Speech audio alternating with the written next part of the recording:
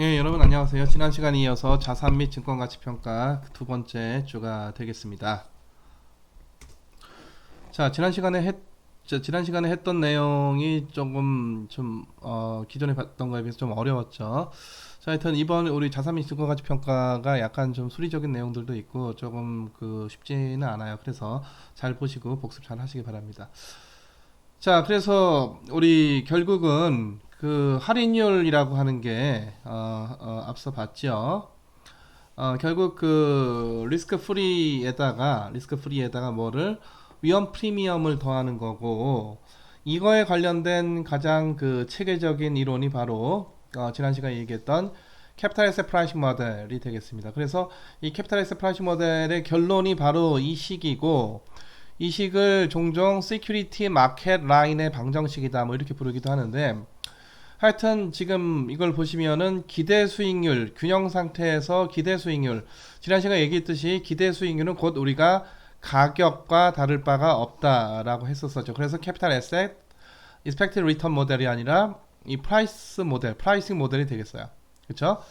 자, 보다시피 이 식에서는 무위험 금리에다가 리스크 프리미엄이 어떻게 얹어지는 것인가가 명확하게 식으로 나와 있습니다. 그래서 사실 이 식을 그대로 적용만 할 수 있으면은 우리가 미래의 특정 시점의 어떤 가치의 기대치를 무엇으로 그거의 기대 수익률로 나누면 되고, 이 기대 수익률이 과연 얼마냐라고 하는 것이 리스크 프리에다가 지금 이 식에 있는 요 베타에 관련된 식, 이거 정확히 계산하면은 요 할인율이 나와가지고 현재 가격이 얼마냐, 이게 이제 명확히 나오게 되는 건데, 문제는 앞서 얘기했던 베타 i 곱하기 이 뒤에 어떤 텀 이게 있었죠. 이게 바로 i라는 에셋에 대한 바로 리스크 프리미엄이 되는데, 이거를 구하기가 어려워. 이 베타도 구하기가 어렵고, 여기 들어가 있는 시장 전체 마켓 포트폴리오의 기대 상승률, expected return, 이것도 구하기가 상당히 어렵습니다. 자, 그래서 사실 이 캐팸이 좋기는 한데, 이거를 이용해서 뭔가를 우리가 프라이싱을 하겠다라고 하는 것은 쉽지가 않고요. 자, 그래서 어떤 생각을 하게 되느냐, 결론부터 얘기하자면 이른바 리스크 유트럴 밸류에이션 또는 리스크 유트럴 프라이싱, 이렇게 얘기를 하고 우리 말로는 위험 중립 평가라고 하죠. 자, 그래서 문제는 위험 프리미엄인데, 여기서 취지는 결국 위험 프리미엄을 한번 제거해 보면 어떻게 되겠느냐, 이런 얘기가 되겠습니다. 그래서 위험 프리미엄이 있으면은 미래 기대 가치가 올라가요. 그래서 인플레이트 된다, 이렇게 표시를 했죠. 다시 말해서 리스키하기 때문에 미래 기대치가 올라가야 됩니다. 커진다, 상대적으로. 그러니까 리스키할수록 좀 더 위험할수록, 또 위험 프리미엄이 더 많이 내재될수록 뭐가 미래 특정 시점에서의 가치, 이게 이제 확률 변수인데, 이거의 기대치가 위험한 대신에 이게 커져야 이 자산이나 증권으로 존재를 할 수가 있겠습니다. 자, 그래서 결국은 여기에 뭐가 리스크 프리미엄이 내재가 돼서 이게 인플레이트 되어 있기 때문에 이거 리스크 프리미엄을 빼보자는 거고, 그럼 빼면 이게 어디까지 내려오겠느냐, 이런 얘기가 되겠고요. 그래서 결국은 이 기대 가치를 낮추는 건데, 이 낮추면 앞서 봤던 식에서, 자, 이 기대 가치를 뭘로 expected return으로 우리가 할인을 하면은 바로 이게 현재 가격이 나오는 거잖아요. 그쵸? 자, 근데 위에 거를 낮추면은 할인율인 이것도 낮아집니다. 이것도 낮아져요. 같이 낮아져. 자, 그래서 이걸 낮추다가 이게 뭐가 되는 순간까지, 리스크 프리가 되는 순간까지 낮춰보자. 그리고 거기서 스탑. 자, 근데 그런 세상은 현실 세계가 아니라 어떤 세계냐? 모두가 리스크에 대해서 뉴트럴한 리스크 유트럴 월드, 다시 말해 위험 중립 세상이 되겠습니다. 그러니까 현실 세계에서는 이 expected value라고 하는 게 이 리스크 프리미엄에 따라서 상대적으로 높아져 있고, 이 리스크 프리미엄을 빼낼수록 이 기대치가 낮아지게 되는과 동시에 기대 수익률, 할인율까지 낮아지게 되고, 그래서 점점 낮춰보는 겁니다. 계속 뭐가 리스크 프리미엄이 뭐가 제로가 되는 순간, 다시 말해서 expected return이 뭐가 되는 RF가 되는 순간까지 낮춰봅니다. 바로 그 순간 스탑. 자, 그때 그게 뭐냐? 리스크 프리로 할인을 한다? 어떤 세계가 그래요? 리스크 뉴트럴 월드만 그래요. 왜냐하면 리스크 뉴트럴 월드에서는 기대치만 같으면 다 특별한 선호가 없기 때문에 확실히 1,000원 주나 기대치로 1,000원 주나 같은 할인율 리스크 프리 레이스로 다 할인을 하게 되고, 그래서 이 결국은 이 기대치를 낮추다가 리스크 뉴트럴 월드였으면은 어떤 기대치가 형성됐을까라고 하는 그 기대치까지 내려오게 되는 거죠. 내려오게 돼요. 자, 그래서 결국 이제 이런 방식으로 이제 우리가 프라이싱을 하게 되는데, 결국은 우리가 지워보겠습니다.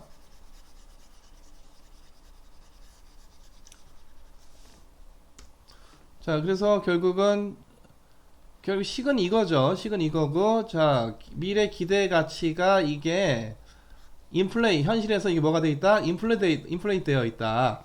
커져 있다. 리스크가 있기 때문에 커야 되는 거죠. 근데 점점 낮춰. 이것도 같이 낮아져. 그래서 어느 순간 이게 뭐가 된다?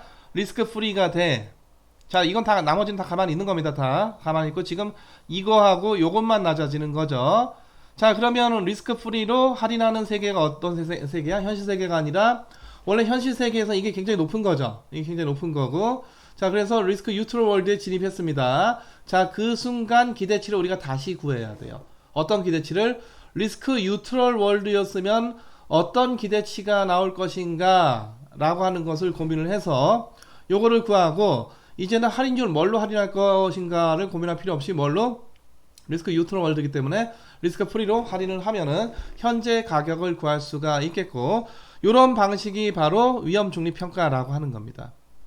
이게.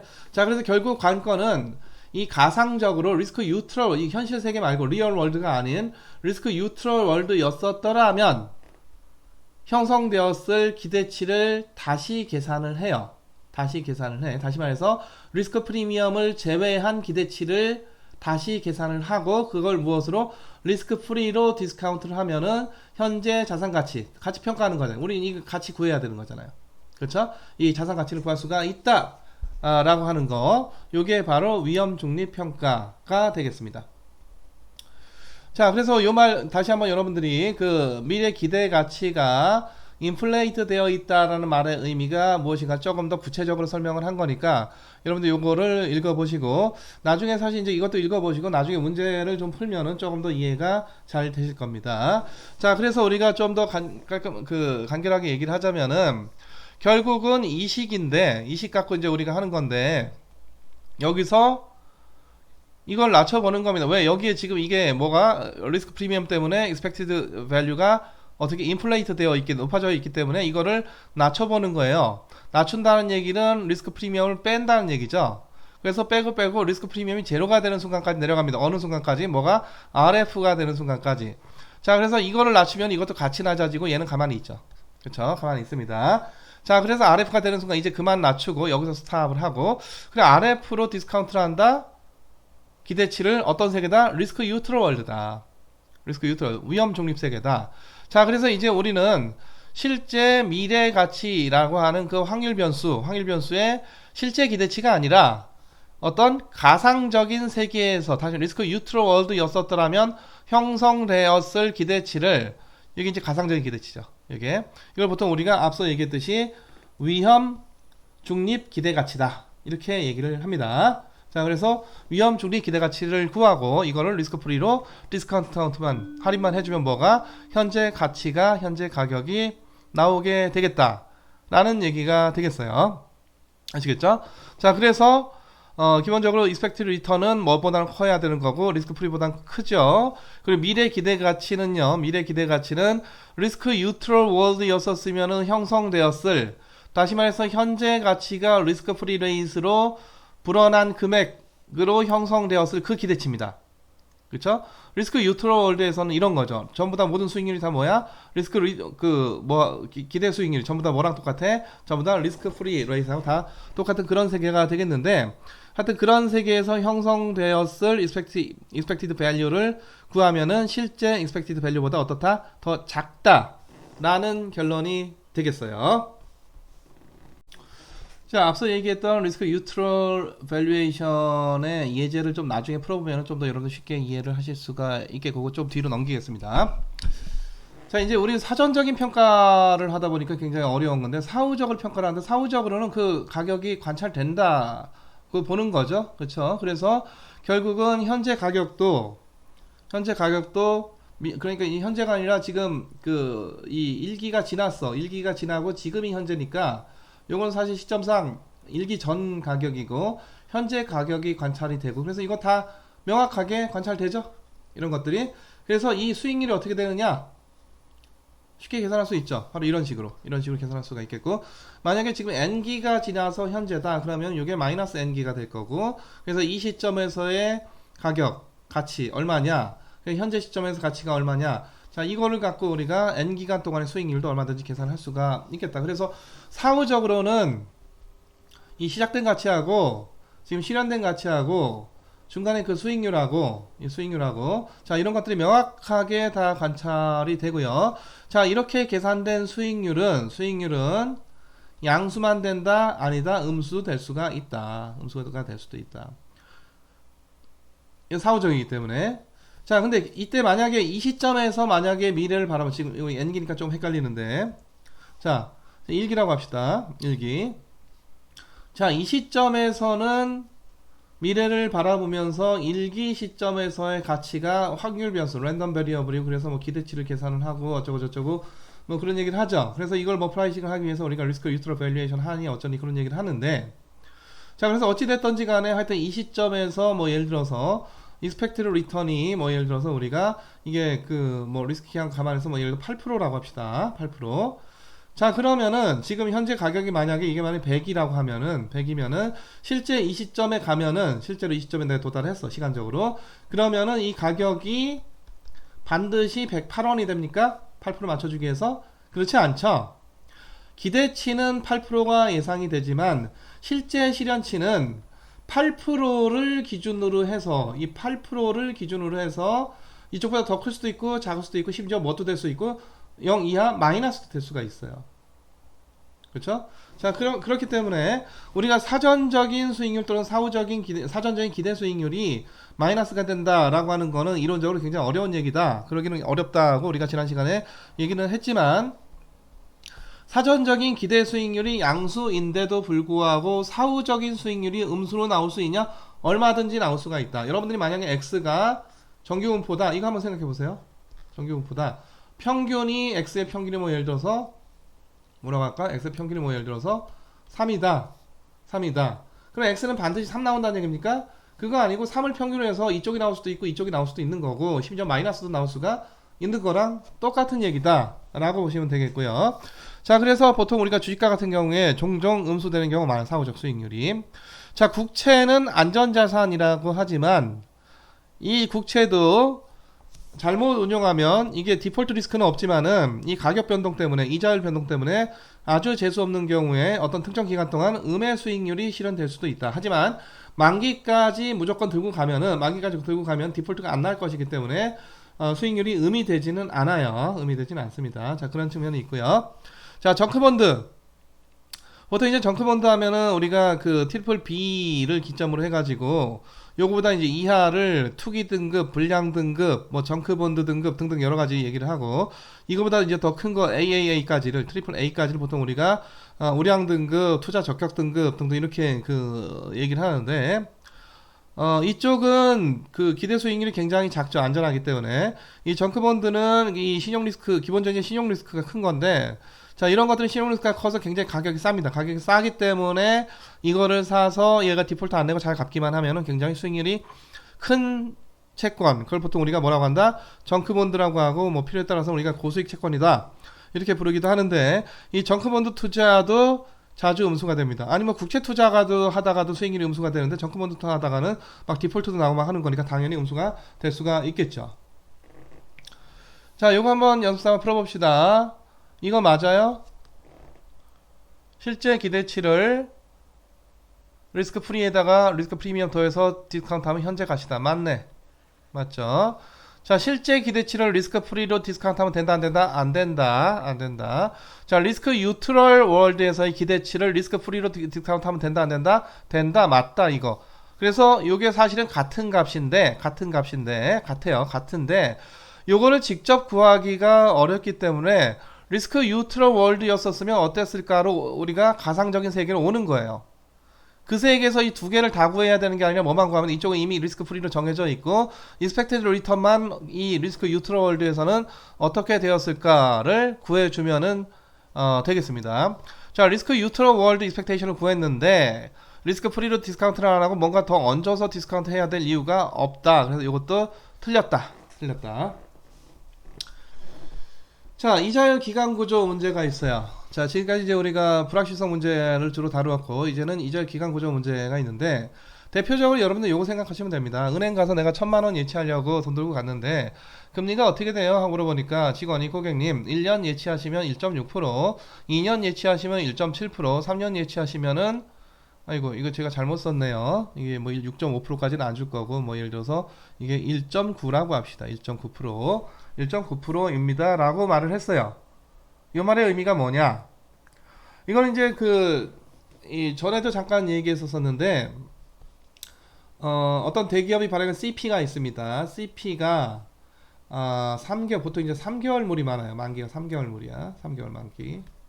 자, 금리가 근데, 예를 들어서 4%래요. 4%. 그럼 이게 잘 모르는 사람들은 내가 CP 사가지고 그 기업한테 이거 돈 잠깐 빌려주는 건 얼마 동안? 3개월 동안 돈 빌려주는 건데, 3개월 동안 돈 빌려주는 건데, 내가 이 기간 동안 들고 있으면은 수익이 얼마 난다? 4% 난다는 얘기인가? 그런 얘기 아니죠. 자, 요거는 기본적으로 어떤 연율이기 때문에 3개월은 1년에 얼마? 4분의 1. 그쵸? 그래서 이걸 얼마? 4로 나누면 결국 우리가 3개월 동안 CP로 얼마 수익이 난다? 1% 수익을 약정하는 그런 CP다. 이런 얘기 했었죠. 자, 마찬가지로 6점은 계속 잘못 써서 1.9죠. 1.9. 자, 이 얘기를 잘못 이해를 하면은 1년 예치를 하면은 1.6%의 이자를 주고 2년 예치를 하면은 2년 동안 1.7%를 주고, 이거 뭔 소리예요? 기간이 배나 늘어났는데 조금 더 주네. 그쵸? 3년 예치를 하면 얼마라고? 3년 예치를 하면은 1.9%? 기간이 지금 3배로 늘어났는데 그까지 곱하기 대충 3이 아니고 그래도 시원찮을 판에 1.6에 조금밖에 더 안 돼. 자, 여기서 얘기하는 1.6%, 여기서 1.7%, 1.9%는 전체 기간이 아니라 전부 다 뭐다? 연율이다. 연율이기 때문에 첫 번째 거는 1년 예치에 대해서 1.6% 주겠다 이 얘기고, 두 번째 거는 2년 예치하면은 해마다 연율로 얼마? 1.7, 여기서 1.7, 이게 뭐 열리든지 달리든지 간에, 오늘 우리가 달리는 그다지 중요하지 않다고 했었는데요. 자, 연율입니다. 연율. 1.9%도 3년간 전체에 걸쳐서 1.9% 말이 안 되는 얘기고, 3년 예치하면은 연율을 조금 더 높여주겠다. 다시 말해서 만기를 조금 더 길게 하면, 네가 좀 더 오래 예치하면은 연금리를 어떻게 주겠다? 더 주겠다. 이런 얘기죠. 더 주겠다. 이제 이자율 기간 구조에 따라서 이건 이제 예를 들어서 이자율 기간 구조를 그리자면은 1년에 대해서 1.6, 2년에 대해서 1.7, 3년에 대해서는 여기가 이제 만기고요. 만기고 여기가 이제 금리면은 3년에 대해서는 얼마? 1.9. 보통 이제 이렇게 우상향하는 그런 게 나타나지만 어떤 경우에는 장기 금리가 이렇게 떨어지기도 해요.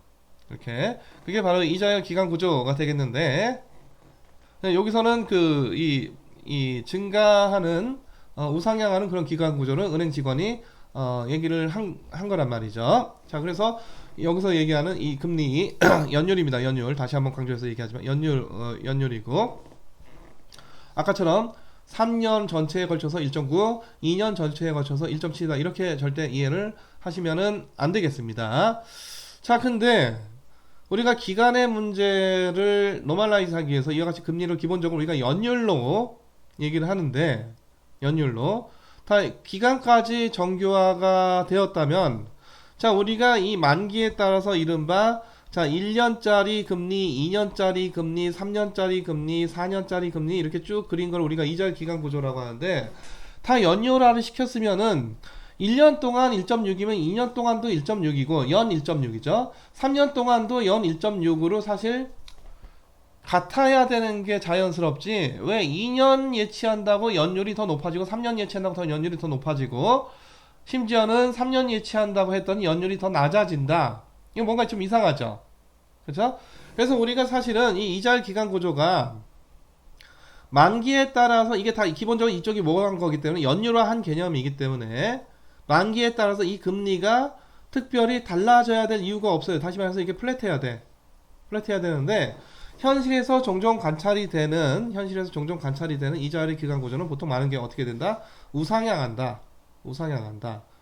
그러니까 아주 드문 예로 뭐도 있다? 우하향하는 경우도 있다. 우하향하는 경우도 있다. 자, 또 종종 많이 관찰되는 사례가 이게 올라갔다가 내려오는 뭐 이런 사례들도 가끔 관찰이 된다. 이게 바로 이자율 기간 구조가 되겠고요. 자, 우리가 상식적으로는 이게 사실 특별히 이렇게 만기에 따라 이게 연율화를 벌써 했기 때문에 만기에 따라서 금리나 수익률이 특별히 달라져야 될 이유가 없어요. 다시 말해 어떻게 돼야 돼? 플랫해야 돼. 그럼에도 불구하고 현실에서는 많이들 올라가고 내려가고 뭐 이런 양상들이 나타나게 되는데 이게 사실 경제학에서 이게 왜 그러냐 아주 명확하게 여전히 설명을 하지 못했고 아마 여러분들이 2학년 3학년 때 거시경제학 공부하다 보면은 이 얘기 잠깐 얘기를 했을 겁니다. 그래서 아마 여러분들 뭐 이 불편 기대가설 이런 들어보셨죠? 불편 기대가설 또는 뭐 이 분할된 시장 가설 뭐 하여튼 뭐 이런 여러 가지 가설들이 있는데 아직까지도 지금 이런 이자율 기간 구조에서 왜 이게 지금 우상향하느냐 또는 어느 경우 왜 우하향하느냐를 명확하게 설명하는 그런 어떤 경제학 이론은 아직까지 나오지 않고 있고 그래서 이런 가설 형태로 여전히 많이 논의가 되고 있습니다. 자, 그래서 지금 이 이자율 기간 구조가 어느 때 중요하냐면은 지금 우리가 앞서 봤던 얘기는 1년 만기 때도 할인율이 R이고 2년 만기일 때도 할인율이 R이어서 2년 만기인 걸 가만 1 플러스 R이 연율이니까 R의 제곱으로 우리가 디스카운트 한단 말이죠. 나눠준단 말이죠. 또는 1 플러스 3년이면 1 플러스 R의 3승 이렇게 나눠주고 N년이면 다 1 플러스 R의 N승 이거는 1년 이자율, 2년 이자율, 3년 이자율, N년 이자율 전부 다 어떤 거? 이자율 기간 구조가 다 플랫하다. 이런 전제 하에서의 논의고 필요에 따라서는 1년 만기 할인하는 이자율과 2년 만기 할인하는 이자율과 3년 만기 할인하는 이자율과 N년 만기 할인하는 이자율이 전부 다 일반적으로 다 어떻다? 다를 수가 있다. 다를 수가 있다. 그러니까 앞서는 전부 다 우리가 R로 그냥 다 할인을 했다는 거는 이자율 기간 구조를 고려하지 않거나 이런 이자율 기간 구조가 다 평평하다라고 치고 얘기를 했던 거고 지금 여기서는 각 만기마다 그 만기 용도의 할인율이 다 따로따로 있을 수가 있다라고 하는 거고 실제로 그런 이자율의 기간 구조가 보통 우리가 만기가 커지는 데 따라서 이자율이 어떻게 돼? 연율화 했음에도 불구하고 금리가 보통 올라가는 양상을 많이 보게 됩니다. 그래서 이 실제 프라이싱 할 때는 이런 용도로 사용을 하게 되는 것이고요. 근데 문제는 아주 엄밀한 의미의 이자율 기간 구조는요. 엄밀한 의미의 이자율 기간 구조는 은행 예금 금리 갖고 하는 게 아니라 기본적으로 자 여기가 이제 만기가 되겠는데 1년 만기 무위험 자산이 있어야 돼요. 1년 만기 무위험 자산이 있어야 돼. 1년 만기 무위험 이자율이 나와야 됩니다. 그러니까 1년 만기 무위험 자산이 되려면은 어때야 돼? 만기가 1년이면서 당연히 디폴트 리스크가 없어야 되고 중간에 쿠폰이 없어야 되는 그런 어떤 무위표 국채가 있어야 된다. 그 국채의 금리를 찍어요. 자, 그리고 2년에 대해서도 만기가 2년짜리이면서 디폴트 리스크가 없어. 그럼 국채인데 중간에 쿠폰이 없어야 돼. 근데 보통 2년, 3년 넘어가게 되면은 1년 이하로는 보통 우리가 제로 쿠폰 본드 형태가 되지만 미국 T빌처럼 미국 T노트 T본드 같은 경우에도 전부 다 중간중간에 6개월마다 쿠폰을 준단 말이에요. 쿠폰을 주기 때문에 재투자 위험이라고 하는 것이 있고 그게 엄밀한 의미의 무위험 자산이라고 보기가 어렵죠. T빌 외에는. 자, 어찌됐든 이상적인 형태의 이자율 기간 구조를 그리려면은 1년 만기 무위험 자산이 있어야 되고 2년 만기 무위험 자산의 금리가 있어야 되고 3년 만기 무위험 자산의 금리가 있어야 되고 4년 만기 무위험 자산의 금리가 있어야 돼. 그래서 이거를 뭐 적절히 연결을 해주게 되면은 그게 이제 뭐 올라갈 수도 있고 내려갈 수도 있고 뭐 평평할 수도 있고 등등 이게 바로 이자율 기간 구조인데 문제는 이런 자산들이 없어요. 없어. 이게 2년 만기이면서 무위험 자산이고 3년 만기이면서 무위험 자산이고 4년 만기이면서 무위험 자산이다 이런 게 없어. 아니 예를 들어서 T노트 있지 않냐? 자, T노트는 지난 시간에 얘기했지만 디폴트 리스크는 없지만 중간에 뭐가 있기 때문에 쿠폰이 있기 때문에 쿠폰을 우리가 어떻게 불려갈 것인가에 대한 이른바 리인베스트먼트 리스크, 재투자 위험이라고 하는 게 있어서 T노트가 무위험 자산이다 아니다? 대략적으로는 무위험 자산인데 엄밀하게는 아니다. T본드는 이건 뭐 더더욱 그렇고요. 자, 그럼 국내에서 우리나라 한국 정부가 한국 국채 봅시다. 국채 굉장히 다양한 종류가 있겠는데 1년 만기짜리 무이표채 있느냐? 없어요. 2년 만기짜리 무이표채 있느냐? 없어. 다 없어. 그래서 명확한 우리가 리스크 프리 레이시라고 리스크 프리 에셋 또는 리스크 프리 레이스 우리가 정확하게 측정하기가 쉽지가 않은데 그나마 있다면은 우리나라 한국은행 뭐 한국은행 신용이나 뭐 정부 신용이나 뭐 갖다 붙이면은 한국은행이 통한채를 발행을 하는데 1년 만기짜리 통한채는 보통 우리가 이표가 없습니다.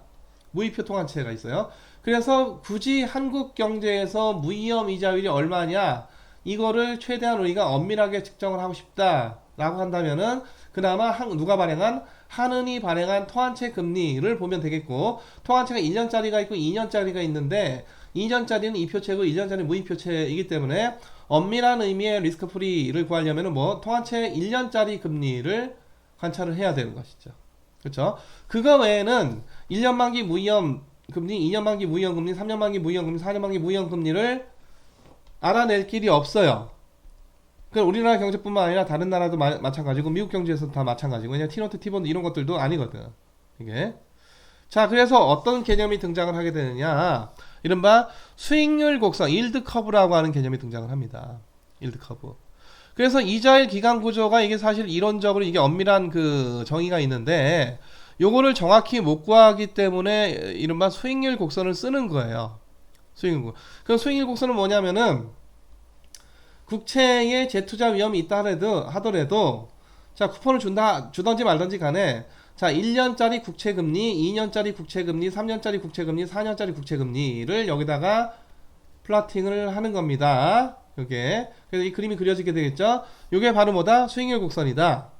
자, 근데 엄밀히는 1년 만기 무위험 자산, 2년 만기 무위험 자산, 3년 만기 무위험 자산, 4년 만기 무위험 자산이어야 되는데 지금 국채를 찍어버리면 국채가 디폴트 리스크는 프리겠지만은 중간에 뭐가 쿠폰이 있기 때문에 완전히 이게 리스크 프리다 라고 하기 어렵다고 했죠. 하지만 리스크 프리에 굉장히 가깝다고, 상당히 가깝다고 볼 수가 있기 때문에 우리가 이자율 기간 구조를 국채 수익률 곡선을 갖고 이자율 기간 구조를 대충 근사적으로 대리하는 거죠.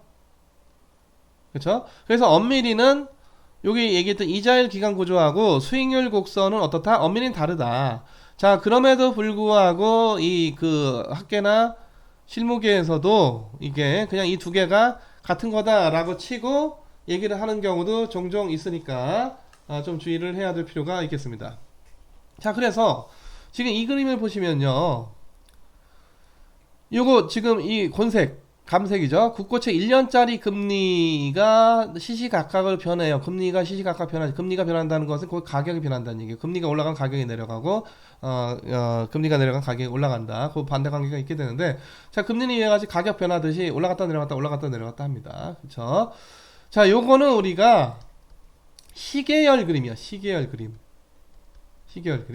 그래서 지금 어떤 시계열 그림을 그렸냐면은 지금 일별로 어떻게 국고채 1년 금리, 국고채 3년 금리, 국고채 5년 금리, 국고채 10년 금리를 그날 관찰된 날마다 관찰된 4개 값의 시계열 각각은 단일 시계열이지만 우리가 총 몇 개의 시계열을 4개의 시계열을 하나의 그림에다가 이 타임 시리즈 플라팅을 한 시계열 그림을 그린 거예요. 요게. 그래서 여러분들 내가 이자율 기간 구조 또는 수익률 곡선 그려라 했는데 막 이런 거 그리기도 해. 이거는 이자율 기간 구조 또는 수익률 곡선 이다 아니다? 아니다. 아니다. 이건 우리가 삼성전자 주식 데이터를 찾아서 가격이 그날 어떻게 됐느냐를 이런 식으로 주가 이렇게 플라팅을 하는 거랑 전혀 다를 바가 없는 그런 뭐다? 이 타임 시리즈 플랫이다. 시계열 그림이다. 시계열 그림이다. 그럼 이자율 기간 구조는 뭐냐면은 만약에 어떤 특정 시점에서의 이자율 기간 구조는 자 이제 이자율 기간 구조는 어렵고 이제 수익률 곡선이죠. 왜냐면 리스크 프리 SS를 찾기 어렵기 때문에 자 이게 뭐 2009년도 한 뭐 2월 약간 3월 전일 것 같은 이게 뭐 정확히 며칠일지 모르겠지만은 한 2월 며칠쯤 되겠죠. 그 시점에서의 수익률 곡선이 나온 거예요. 밑에다가 어떻게? 바로 그 시점에서 1년 만기 이자율 여기다 찍어. 그쵸? 그리고 어떻게? 3년 만기 이자율 있네. 보통 1년 만기 이자율보다 3년 만기 이자율이 보통 높아요. 그래서 이 보다시피 1년짜리보다 3년짜리, 3년짜리보다 5년짜리, 5년짜리보다 10년짜리가 더 위쪽에서 왔다 갔다 하고 있는 것을 볼 수가 있지요. 거의 대부분. 물론 가끔 가다가 역전되는 이런 상황도 있습니다. 요게. 자, 근데 요 시점에서 이제 우리가 요 시점에서 그 수익률 곡선을 그리자면은 1년 만기 금리 대충 얼마일까? 뭐 한 2%, 2점 몇 프로 되겠네. 3년 만기 금리 대충 한 4% 정도 되고요. 5년 만기 금리 얼마가 됩니까? 한 4.5% 정도 되고 10년 만기 금리 어떻게 됩니까? 대략 얼마? 한 5점 뭐 한 2% 정도 되겠네요. 그래서 여기다 1년 만기 금리 그날 관찰된 1년 만기 금리, 2년 만기 금리, 5년 만기, 3년 만기 금리, 5년 만기 금리, 10년 만기 금리를 찍어서 우리가 이제 단순하게는 리니어하게 이렇게 연결을 해봅시다. 자, 그럼 이게 일종의 우상향하는 형태의 이제 이자율 기간 구조, 정확히는 이자율 기간 구조가 아니라 뭐다? 수익률 곡선이다. 수익률 곡선이다. 아시겠죠? 자, 그럼 요건 요 시점에서 그려진 수익률 곡선이고, 만약에 지금 요 시점을 택했다가 여기서 잘라. 어떻게 잘라? 여기서 잘라요. 여기서 잘라. 여기는 관찰을 해. 그래서 그 시점에서의 수익률 곡선, 그 시점에서의 수익률 곡선이 또 뭔가 1년 만기 이자율, 3년 만기 이자율, 5년 만기 이자율, 10년 만기 이게 나오게 되겠죠. 그래서 매 시점마다 이와 같이 수익률 곡선 또는 이자율 기간 구조는 어떻게 된다? 변화하게 된다. 자, 그래서 여러분들 잘 구분해야 될 게 요거는 아까 노차 얘기했던 시계열 그림이고요. 요게 바로 뭐다? 수익률 곡선이다. 이 밑에 그림이. 자, 선도 이자율이라고 하는 건데 자, 요 지금 이자율 기간 구조가 있어서 지금 현재 시점에서 자 현재 시점에서 1기, 2기를 우리가 바라봅시다. 자, 그럼 내가 현재 시점에서 1기까지 1기 만기의 이자율을 우리가 R1, 2기까지의 이자율을 우리가 R2. 그러니까 현재 시점에서의 이자율 기간 구조상 단기 금리는 뭐고 R1이고 장기 금리는 R2고 뭐 이런 거죠. 그렇죠? 그래서 이런 것도 이제 우리 눈에 이자율 기간 구조로 관찰이 되는 겁니다. 지금 1년 만기 이자율, 2년 만기 이자율, 뭐 대표적으로 우리가 단기 이자율, 뭐 장기 이자율 그렇게 볼 수가 있겠죠. 자, 그러면 우리가 요때 어떤 금리? 요거 이제 우리가 F라고 표시를 하고 이제 보통 우리가 이걸 포워드 레이트, 선도 이자율이라고 하는데 요거는 현재 시점에서 관찰되는 이런 R1, R2 같은 현물 이자율이 아니야. 현재 시점에서 관찰이 되기 때문에 현물 이자율이에요. 그렇죠? 근데 이 F는 1기 시점에서의 2기를 바라보면서 1년 만기 이자율. 그게 아직 현재가 아니라 1년 후 미래에 실현될 이자율이야. 이자율이에요.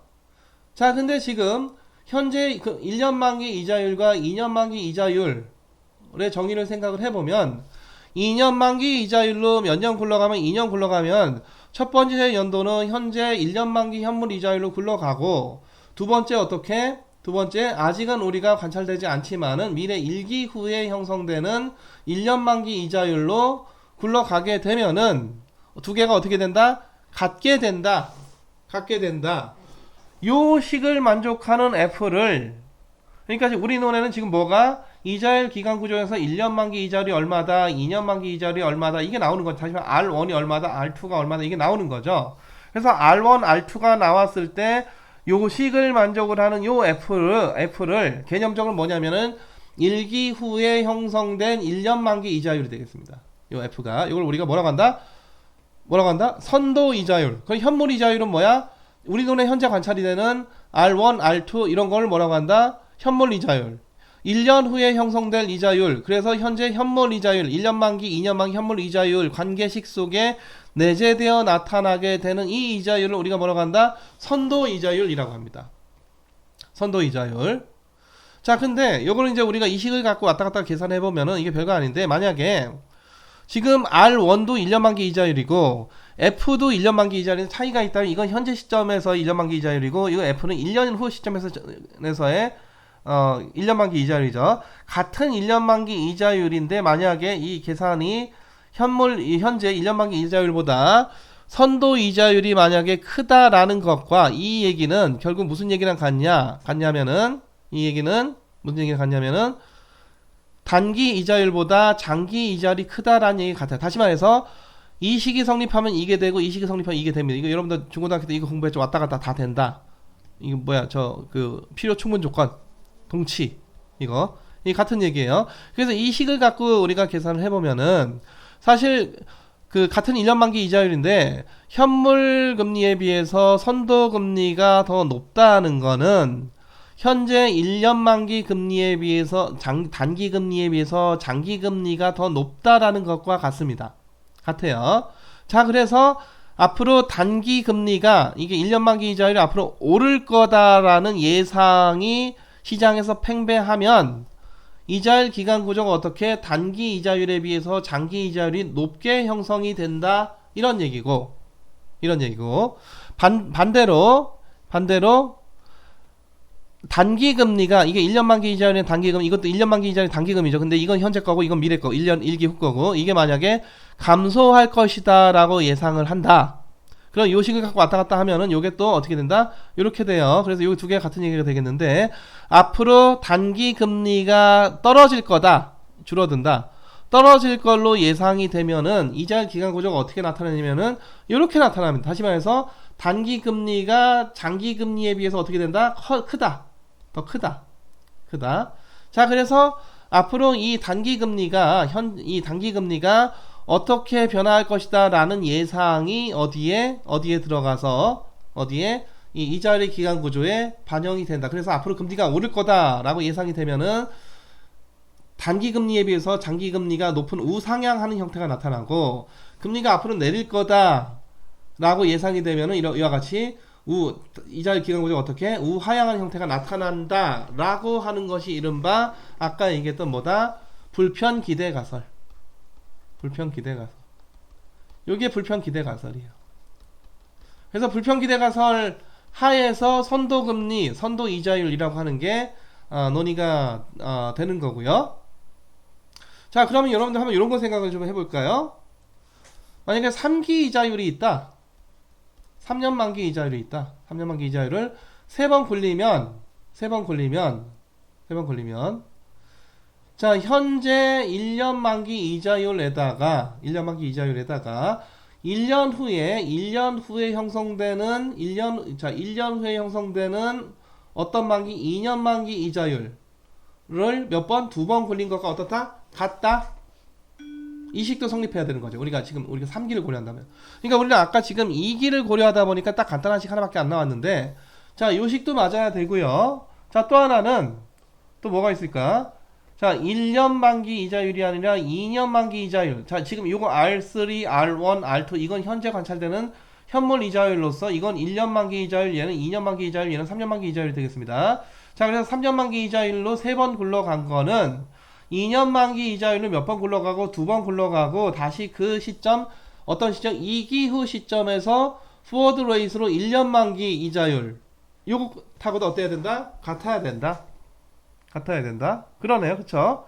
또 뭐가 되느냐? 이것도 돼. 또, 자, 현재 시점에서 1년 만기 이자율로 1년 굴러가고, 1년 후 시점에서 1년 만기 이자율로 가고, 다시 또 1년 지나서 다시 그로부터 1년 후니까 2년 후죠. 2년 시점에서 1년 만기 이자율, 이렇게 요 세 가지 급으로. 그래서 지금 우리가 3기 돌아가는 걸 감안을 하면은 이 식도 맞고 이 식도 다 맞다, 이렇게 볼 수가 있겠습니다. 그래서 여기서 지금 R1, R3, R2는 전부 다 뭐고? 현물 이자율이고, 여기 F12, F21, F11, F2, 21, 투원 등등 이런 것들 이거 전부 다 뭐다? 선도 이자율이 되겠어. 포워드 레이트 되겠어요. 그래서 현물 이자율도 이것저것 있는 거고 만기에 따라서 선도 이자율도 만기에 따라서 있고 어느 시점에서의 만기냐 그 시점에 따라서 있고 그래서 현물 이자율은 기본적으로 현재 시점에서 1년 만기냐 이게 2년 만기냐 이게 3년 만기냐 이 문제가 되는 거고 자 선도 이자율은 어느 시점에서 미래를 바라보면서 몇 년 만기냐 이 두 개의 파라미터가 또 시간에 대한 파라미터가 필요하게 되겠죠.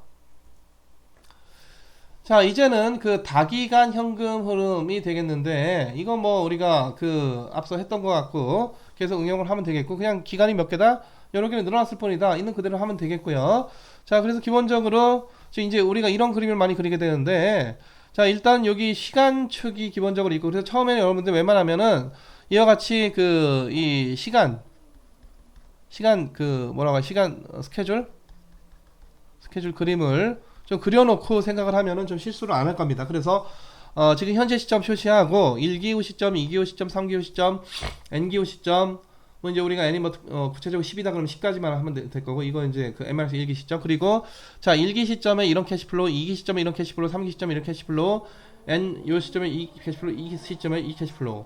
자 근데 예를 들어서 요게 100원의 캐시플로우가 생긴다. 여기 200원의 캐시플로우가 생긴다. 여기 300 여기 다시 100원의 캐시플로우가 생긴다고 합시다. 예를 들어서 그럼 요 100원은 어떤 100원이냐면 요 시점에서의 100원이에요. 현재 시점에서 평가해서 100원이 아니라 요 시점에서 100원을 나타내는 그 시점. 이 200원도 어떤 시점에서 우리가 시점이 다르면 단위가 다 다르다고 했습니다. 그래서 요거랑 단위가 달라서 함부로 요거 합하면 된다 안 된다? 안 된다. 안 된다. 자 그래서 이 200원도 어느 시점에서 200원이다? 요 시점에서의 명목가치 어떤 시점? 요 t equal to 그러니까 이게 연이다 그러면 2년 후 시점에서의 그 이 명목가치를 얘기하는 거고 3년 후 시점에서 100원이 들어온다. 이것도 어느 시점에서 3년 후 그 시점에서의 명목가치. 그래서 지금 위에 그려진 이 캐시플로우들이 전부 다 그 해당 시점에서의 캐시플로우다. 자, 그리고 일반적으로는 그 첫 번째 캐시플로우, 두 번째 캐시플로우, 세 번째 캐시플로우, 그 점점점 n 번째 캐시플로우가 일반적으로 다 다를 수 있죠. 다 다를 수가 있는데 다 다르면은 우리가 이 식을 간단하게 해서 계산하는 거는 어렵고 요거 디스카운트한 거, 두 번째 거 디스카운트한 거, 세 번째 거 디스카운트한 거, 이거 n-1 번째 디스카운트한 거, n 번째 거 디스카운트한 거 따로따로 다 계산해 가지고 합쳐주면 돼요. 물론 계산기나 엑셀을 쓰면 이제 훨씬 더 편하게 할 거고. 근데 필요에 따라서 가끔 이 각각의 캐시플로우가 전부 다 같은 경우가 있어요. 그렇게 되면은 이 계산이 이제 상당히 좀 그 간략하게 되는데 이거 사실 이제 계산기로 계산하면 뭐 별로 간략해질 것도 없는데 하여튼 모든 C, T에 대해서 그 크기가 뭐 어떤 C로 자 일정한 경우가 있는데 그런 캐시플로우를 우리가 특별히 뭐라고 한다? 연금 구조다 또는 애뉴이티 연금이라고 부릅니다. 연금. 그래서 이게 실제 기본적인 이제 통상적인 연금 구조가 연금 우리 보통 연금보험, 연금저축 뭐 이런 거 있죠? 이런 그 국민연금. 자 이런 연금의 캐시플로우 구조가 기본적으로 표준적인 거는 매번 이제 미래 어떤 특정 시점부터 이제 캐시플로우 발생하겠지만은 매번 그 크기가 어떻다? 다 같다. 그래서 100원 계속 이렇게 나간다. 그럼 이건 우리가 연금 구조다. 물론 연금 중에서도 뭐 요즘 뭐 유니버설 그 연금도 있고 그 뭐 여러 가지 형태의 연금들이 있기 때문에 지금 여기서 얘기하는 이제 아주 표준적인 형태의 연금이 캐시플로우가 같다는 거고 이게 여러 가지 베리에이션이 들어간 그런 연금들은 이런 각 그 시점에서의 모든 캐시플로우가 얼마든지 다를 수가 있겠는데 어찌 됐던지 간에 우리가 전통적인 연금을 고려하자면은 각각의 캐시플로우 크기가 같으면 우리가 연금 구조다라고 하고 이 같을 때 조금 더 우리가 포커스해서 좀 더 이걸 중요하게 봐서 좀 계산을 해야 될 필요가 생기는 때가 가끔 발생을 하게 됩니다. 자, 다음 넘어가겠습니다. 뭐 이거 그냥 하여튼 각각 캐시플로우를 어떻게 할인율 주어져 있다. 또는 뭐 주어져 있다 또는 내가 이걸 뭐 직접 구한다. 이제 결국 이게 관건인데 주어져 있으면 이거 쓰면 되는 거고 내가 구해야 되면 좀 어려운 문제지만 어쨌든 뭐 구해야 되는 거죠. 자 그래서 할인율 물론 이제 여기서는 이자율 기간을 고려하지 않고 지금 얘기를 하고 있습니다. 그래서 첫 번째 캐시플로우 디스카운트, 두 번째 캐시플로우 같은 할인율 디스카운트 대신 이승 해줘야 되겠죠. 그래서 모든 캐시플로우를 다 어느 시점에서 현재 시점으로 다 평가를 해준 다음에 이거 합하면 돼 안 돼? 이건 합해도 되죠. 만약에 이게 지금 첫 번째 게 100원이고 두 번째 게 200원이면은 이거 합해서 300원이다 하면 된다 안 된다? 안 되죠. 그 얘기는 귤 100개랑 사과 200개를 더하면 300개다. 이런 얘기 하는 거랑 다를 바가 없다. 왜? 지금 이 시점에서의 원화하고 이 시점에서 이 원화가 같은 단위가 결코 아니다. 자, 그래서 단위 환산 통일을 해줘야 되는데 어느 시점에서의 원화로 현재 시점에서의 원화로 다 단위 환산을 해주는 거를 우리가 현재 가치화 한다 라고 부르는 거고, 다 단위가 같은 현재 시점의 원화이기 때문에 얘들은 다 합할 수가 있다 없다? 당연히 합할 수가 있다. 그래서 다 합한 거, 그게 바로 이런 캐시플로우를 가진 자산 또는 증권의 뭐다? 현재 가치다 라고 볼 수가 있겠죠.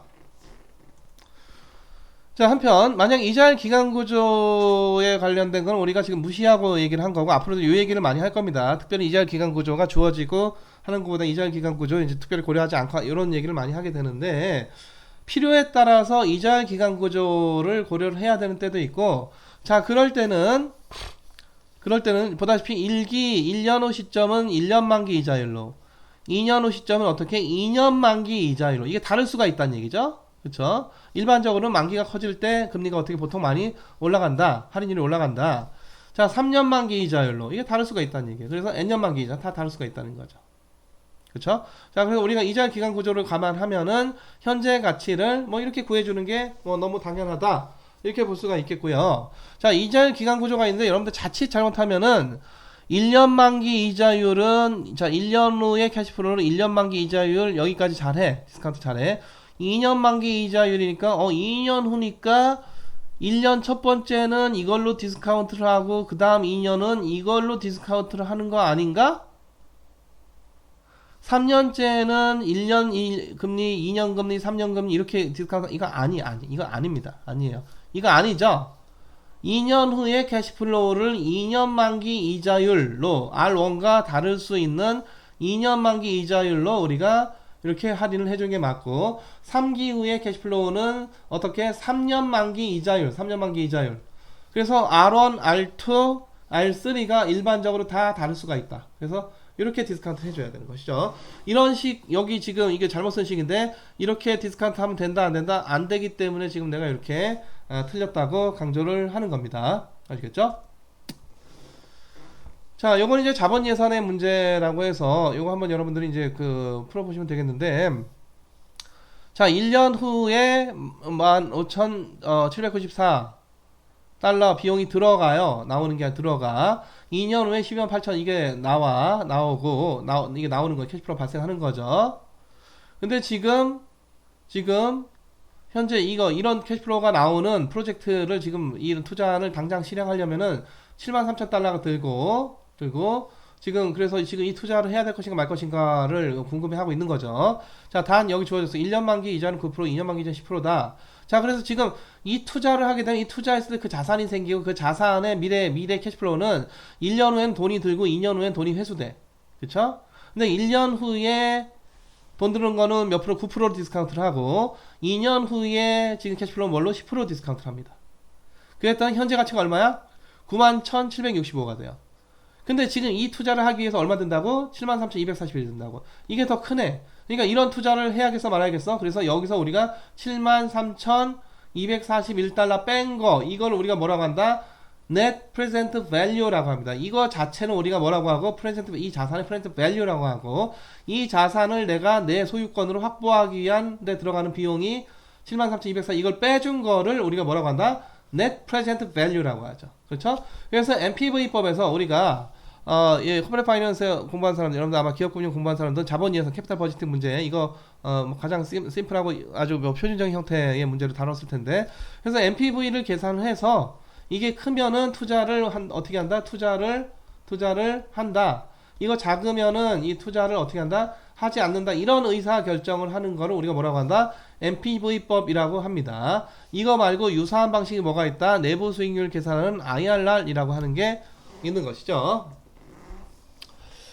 자, 이제 지금 요거는 아까 얘기했던 연금구조가 되면은 사실은 이게 등비수열이 돼요. 등비수열이 되고, 등비수열이 이제 합하는 꼴로 이제 나오게 되는 경우가 많게 되겠는데, 자, 그래서 여러분들이 중고등학교 때 이 공부했던 거 잠깐 여러분들이 다시 기억을 해야 되겠습니다. 두 개가 있어요. 하나는 유한한 한 가지의 등비급수가 아니라 등비수열의 합이죠. 등비수열의 합. 등비수열의 합이 있고, 또 하나는 어떤 특정 한 가지가 아니라 무한히 더했을 때 그 극한값, 그 극한값을 구하는 뭐가 있다? 무한 등비급수가 있습니다. 무한 등비급수. 그렇죠? 자, 그래서 우리가 등비수열의 합을 구할 때는, 자, 우리 보통 이런 식으로 이제 쓰고 이거 그냥 무대포로만 외웠었었는데, 이게 자칫 헷갈리게 할 수가 있어요. 왜 그러느냐? 일단 분모는 1 빼기 공비야. 공비고, 그리고 여기 앞에 뭐가 오느냐 하면은, 이게, 글쎄, A가 와야 되는 건지, R이 와야 되는 건지, 1이 와야 되는 건지, 맨날 이거 헷갈리는 경우가 많은데, 무조건 내가 지금 보고 있는 거에 제일 앞에 있는 놈, 무조건 제일 앞에 있는 놈, 그거를 여기다가 가지고 옵니다. 자, 그리고 1 빼기 밑에 있는 공비의 몇 승, 요게 이제 또 중요한데, 자, 요거 어떻게 하느냐? 지금 내가 보고 있는 거에 합해지는 항의 개수가 몇 개냐, 그것만 세면 돼. 더해지는 항수만 여기 들어가면 돼요. 그러니까 지금 이거는 아래 0승, 아래 1승 해가지고 아래 n-1승이니까 총 몇 개 항이 합해지고 있어? n개 항이 합해지고 있으니까 여기다 우리가 뭘 쓰면 된다? n승을 쓰면 된다. n승을 쓰면 된다. 이거 꼭 알고 있으세요. 아시겠죠? 이거 아마 여러분들 등비수열 합 중고등학교 때 혹시 헷갈렸거나 아니면 다 까먹었다 하더라도, 자, 이런 걸로 나왔을 때 우리 등비수열 계산하는 거. 자, 무한등비급수 1 빼기 공비까지 똑같아. 1 빼기 공비분의, 보통 이제 A1 우리 중고등학교 때 막 이렇게 썼는데, 이거 도대체 뭘 얘기하는 거냐? 내가 지금 보고 있는 그 합에 무조건 어디에 있는 거? 제일 앞에 있는 거, 무조건 제일 앞에 있는 거, 이거를 갖다 써주면 되겠습니다. 그게 A건 AR이건 1이건 간에. 자, 그래서 지금 이거 한번 계산해 볼까요? 자, 이거 어떻게 계산할까? 1 빼기 2분의 2, 공비가 2분의 1이잖아. 그쵸? 자, 그리고 초항이 제일 앞에, 여기 제일 앞에 있는 거, 뭐가 제일 앞에 있어? 눈에 보이는 그대로 2분의 1이 제일 앞에 있죠. 곱하기 1 빼기 2분의 1에 이거 몇 승 하는데, 이게 총 몇 개가 합해지고 있어? 1승, 2승에 10승이니까 몇 승? 10승이네, 10승. 그쵸? 그래서 요거랑 요걸 캔슬아웃 되니까 요게 결국 1 빼기 2의 10승분의 1로 나오게 되겠고요. 자, 요거 계산해 볼까요? 요것도 이제 무한등비급수가 아니라 등비수열의 유한한 합이죠. 자, 이거는 R이 공비네. 1 빼기 R. 초항이 뭐야? 무조건 제일 앞에 있는 거. A가 제일 앞에 있는 거. 이거죠, 이거. AR 곱하기 1 빼기 R의 몇 승. 이거 중요한데. 자, 여기 1승, 2승에서 n-1승이니까 총 몇 개 항이 합해지고 있어? n-1개가 합해지고 있네요. 이렇게 되겠죠? 자, 이게 구체적인 숫자에 대해서는 마찬가지입니다. 자, 이것도 1 빼기 0. 공비가 뭐 0.7의 제곱이 공비네. 그쵸? 0.7의 제곱 0.49는 0.49 그쵸? 자, 그리고 여기 뭐가 온다고? 제일 앞에 있는 놈 3 곱하기 0.7의 몇 승? 제곱, 이게 들어오고 1 빼기 0.49의 몇 승인데 몇 개가 합해지고 있나? 잘 보세요. 2, 4, 점점점 20, 2, 4, 6, 80 이렇게 갔겠죠? 총 몇 개? 10개네. 10개 이렇게 구할 수가 있겠습니다. 아시겠죠? 자, 요건 무한등비급수기 때문에 좀 쉽죠? 자, 요거 첫 번째 거 보면은 1 빼기 공비 3분의 1분의 초항 2가 아니라 무조건 제일 앞에 있는 거 2 곱하기 3분의 1, 요걸 계산해주면 되겠습니다. 자, 이거는요 어떻게 계산할까요? 1 빼기 2분의 1분의 초항 2분의 1 캔슬아웃 1 이 되겠고, 자, 요거는 어떻게 됩니까? 자, 요거는 이거는 2 빼기 1분의 제일 앞에 있는 거 3. 이거 맞아 틀려? 답이 3? 이거 맞아 틀려요? 여기 이거는 공비가 뭐기 때문에 2이기 때문에 이 공비는 어때야? 우리가 등비수열의 유한 번째 한까지 합은 이 공비가 1보다 작던지 크던지 상관이 없지만은 무한등비급수가 무한히 합해지는 무한등비급수가 어떤 특정 값으로 수렴하려면 그 공비가 어때야 돼? 반드시 그 절대값이 1보다 어때야 된다? 작아야 된다. 그래서 이 마지막에 있는 놈은 이거는 3으로 수렴을 하는 게 아니라 미안합니다. 다시 앞으로 갈게요. 3으로 수렴을 하는 게 아니라 이건 뭐다? 이거는 뭐다? 이거는 아예 뭐다? 그냥 발산이다. 발산이다. 발산이다. 어떤 특정 값으로 수렴하지가 않는 것이죠. 아시겠죠? 자, 그럼 연습 삼아 여러분들이 한번 계산을 잘 해보시기 바랍니다. 자, 그래서 앞서 얘기했듯이 연금이라고 하는 거는 매기 동일한 가치의 현금 흐름을 가진 구조를 우리가 다기간의 현금을 가진 구조를 우리가 기본적으로 연금 또는 연금 구조라고 하고 이거 꼭 연금만 해당되는 거냐? 이런 구조로 고려를 해야 되는 여러 가지 금융 계약들이 종종 등장을 하게 되는데, 자, 뒤에서 우리가 다시 얘기를 하도록 하겠습니다. 자, 그리고 연금 구조를 좀 이제 변형하면은 요게 이제 그 기 말에 내느냐, 기 말에 받는 거냐, 이게 내는 걸 수도 있고 막 받는 걸 수도 있고, 또는 이게 기말, 기초에 하는 거냐. 기본적으로 우리가 어떤 특정 기에 어떤 캐시플로우가 발생하는 0, 예를 들어서 우리가 1기, 2기라고 하면은 1기에 예를 들어 100원만큼의 캐시플로우가 100원만큼의 100원만큼의 캐시플로우가 발생한다 라고 하면은 이때 발생한다는 얘기입니까? 이때 발생한다는 얘기입니까? 이때 발생한다는 얘기입니까? 뭐 이때 발생한다는 얘기니까 요게 1기고 1기 시점이 언제? 기초가 아니라 기초는 현재고 1기 언제? 말에 발생한다는 거예요. 아시겠죠?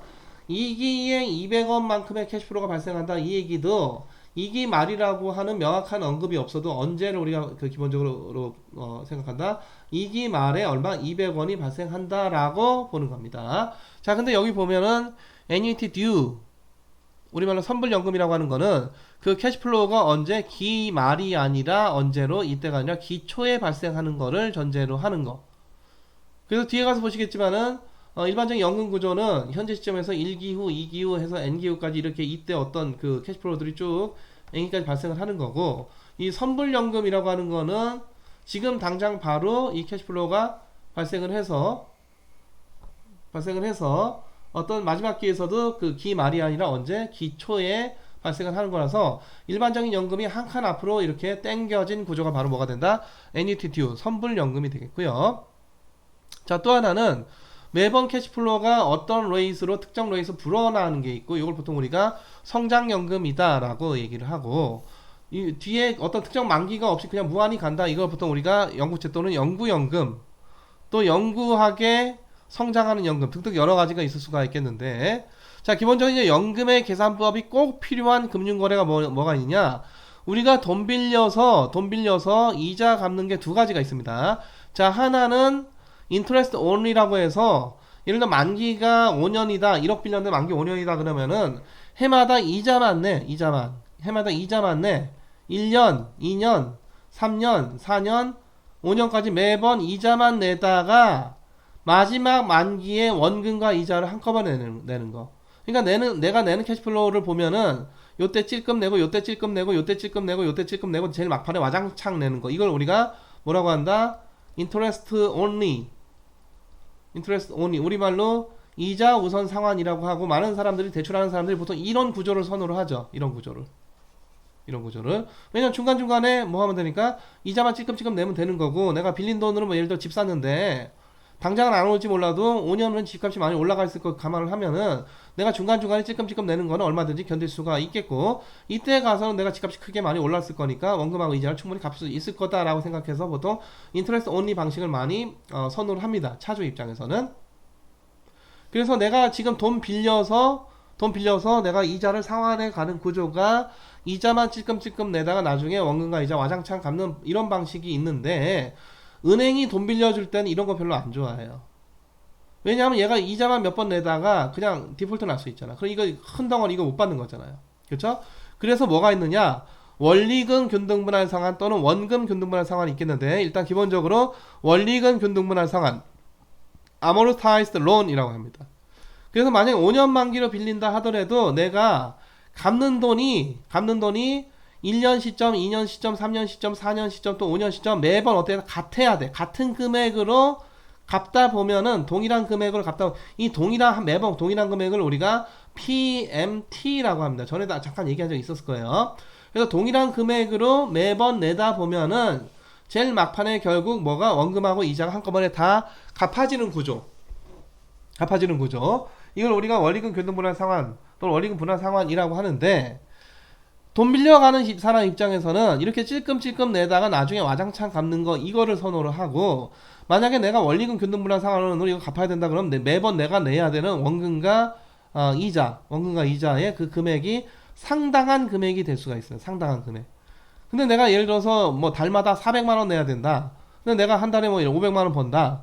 그럼 내 생활비는 얼마밖에 안 돼? 100만 원밖에 안 되는 거. 그래서 사실 이런 거 싫어해요. 원리금 균등분할 상환 싫어하는데, 일단 은행은 기본적으로 개인한테는 인터레스트 온리 방식을 잘 안 꿔줍니다. 보통 이제 대기업들한테 이렇게 대출을 해주고, 개인이나 중소기업한테는 어떤 방식으로 이와 같이 원리금 균등분할 상환으로 처음부터 큰 뭉탱이로 많이 받아내는 것을 원하는 거죠. 그래서 이 원리금 균등분할 상환에서는 얘기했듯이 PMT로 같은 금액을 갚다 보면은 제일 마지막에 결국 원금과 이자가 다 한꺼번에 갚아지는 구조, 그게 바로 원리금 균등분할 상환이 돼 있고, 요게 바로 매번 캐시플로우가 같은 PMT이기 때문에 이게 바로 어떤 구조다? 연금 구조다. 아시겠죠?